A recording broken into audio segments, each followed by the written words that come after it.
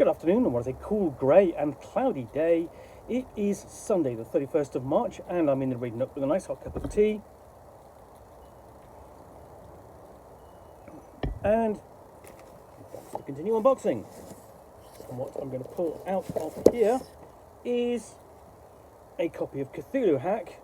This is the Investigation and Revelation in a Dark Universe. This is the Second Edition of this new second edition, published by Just Crunch Games. Cthulhu Hack, a standalone role-playing game of investigation and cosmic horror in Lovecraft's sanity-shattering universe. Enter Lovecraft's world of gods and monsters with a game system that handles investigation and threats, offering ready-to-play character archetypes and simple dice mechanics. This book is all you need, including guidance for both running and playing the game, an introductory scenario, save innsmouth, plus a selection of monsters, magic, and secret lore. So,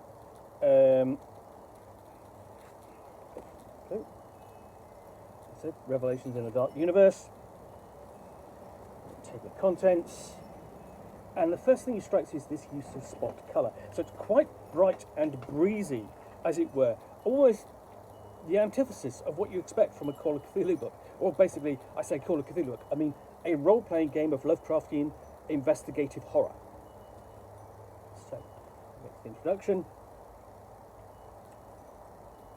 And it sets out what it's all about. You know, basically, it's a game about ordinary people facing unspeakable horrors and inconceivable truths. And then we have an example of play. Absolutely great thing is, you know, here we have, as I've said before, this tells you what the game is about. This shows you what the game is about. You know, so it does the show and tell up front, no confusion, and it's and the example of play is longer than the introduction. So essentially, the show is longer than the tell. So then we move on to the core mechanics of saves and resources. And now we've got the list of attributes you're saving against.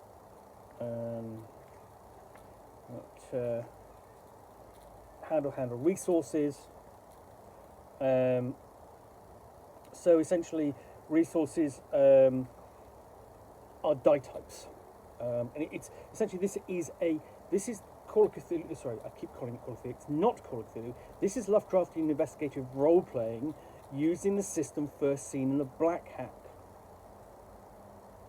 So it's smokes and flashlights are investigative resources. So it's talking about those. And then essentially you can suffer an investigative break and recovery, sanity loss, of course, because of the nature of the role-playing game and what it's all about.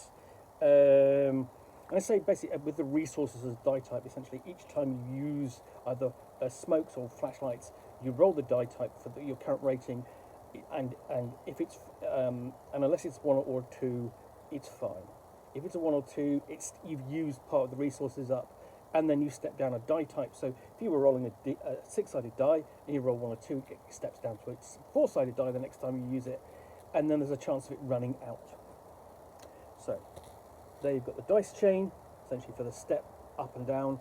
You've got guidance there for advantage and disadvantage, and then Game Master principles, laying out the nature of the game, and then doing the same for the players. So here are the expectations for both the Game Master and her players, and then for the world as well, which is essentially mystery, defeat, uncertainty.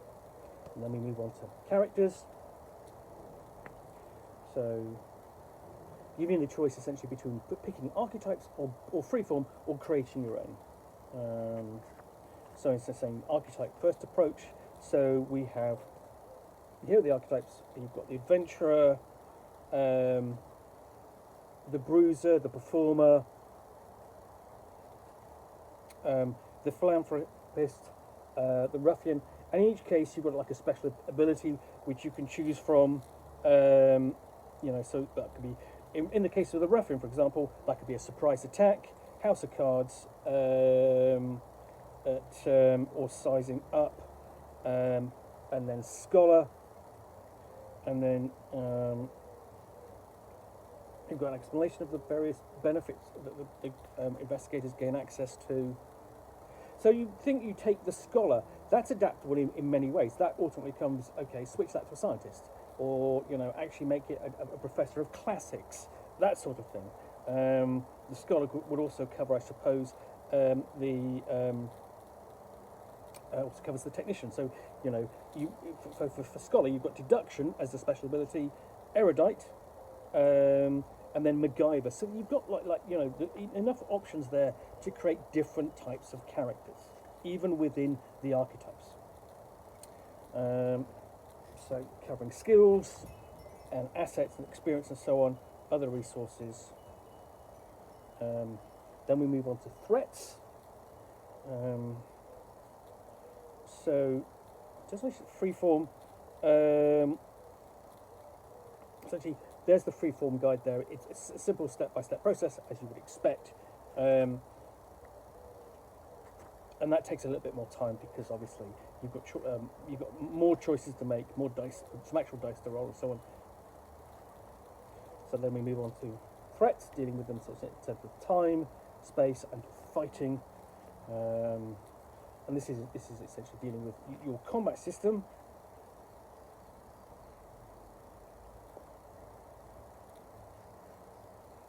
And of course, insanity.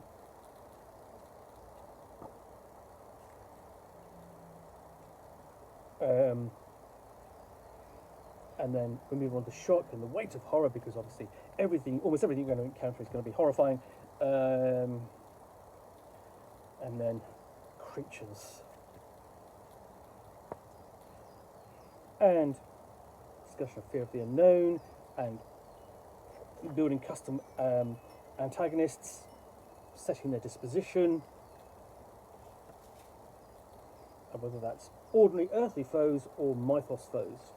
And then we move on to gods and monsters, discussing them in more detail.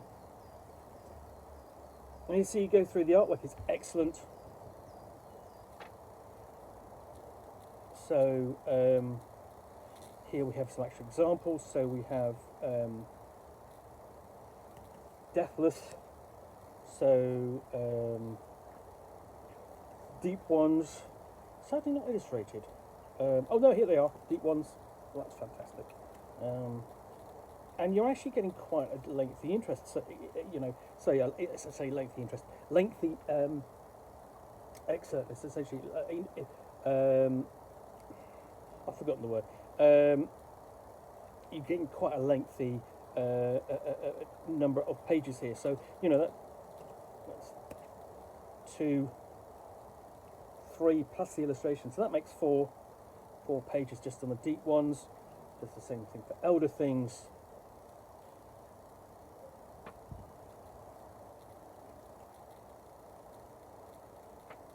Gawlkin.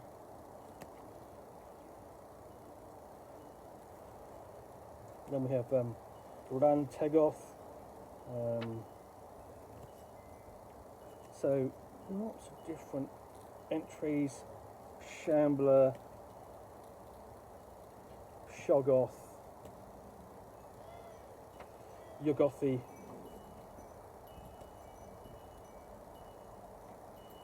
and then Mythos Lore. So you only have a limited selection of creatures, but it's enough. It's honestly enough. So we have a section on Mythos texts.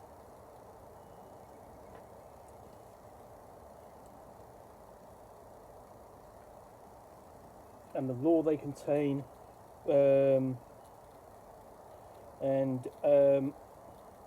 Essentially the ire they can accrue, they can arouse for owning Mythos texts. Essentially discussing them in more detail beyond the blurb. Can you imagine a blurb on a Mythos tome? And what might be found in a Mythos library? We've got a selection of different books, quite nicely detailed as well. I mean, for example, the Journal of Great Strauss runs to, that's 2 pages. And then we go to entities and cultists, mythos spells. So you've got a selection of those to give your mythos creatures and their acolytes, their cultists. And then lastly, we've got the scenario Save Innsmouth.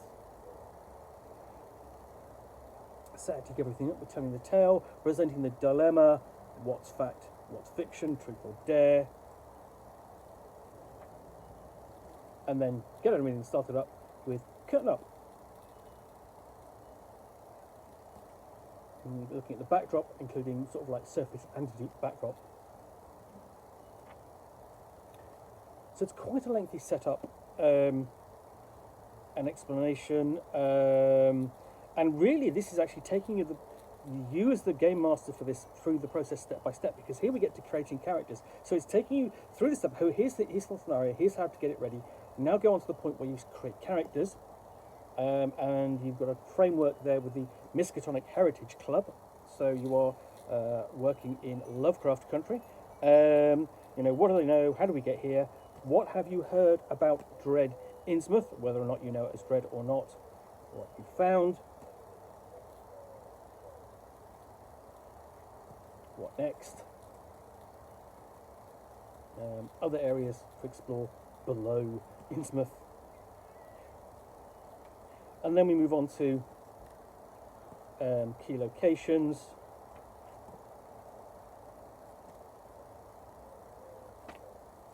Then we look at the concept of the campaign.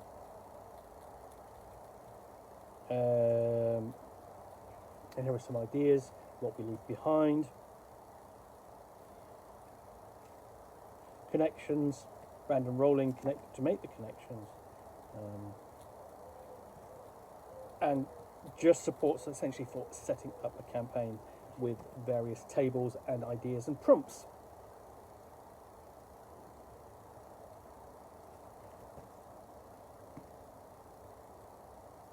And there we go.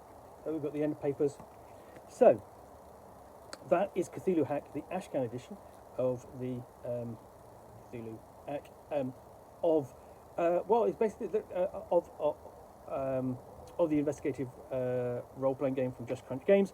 This looks fantastic, offering sort of like a slimmer, easier option to playing a role-playing game of Lovecraftian investigative horror. And there are some scenarios out for it as well, which I will do unboxings of and reviews too. So I'm going to add this to my review queue. I look forward to doing that.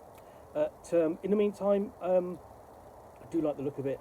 Anyway, so in the meantime, I hope you've enjoyed this unboxing in the Nook. If you have, then please do click on the like button down below. And of course, if you've got any comments or feedback, I do appreciate you taking the time to post those. And lastly, if you want to be alerted to get more unboxings in the Nook, where you'll see me out here with a box containing a book or game, which I will unbox and talk about to the best extent of my knowledge for roughly 10 minutes or so, all of course accompanied by a nice hot cup of tea, then please do click on the subscribe button down below. Thanks again for watching another unboxing in the Nook. I will be back again soon with another one. Bye for now.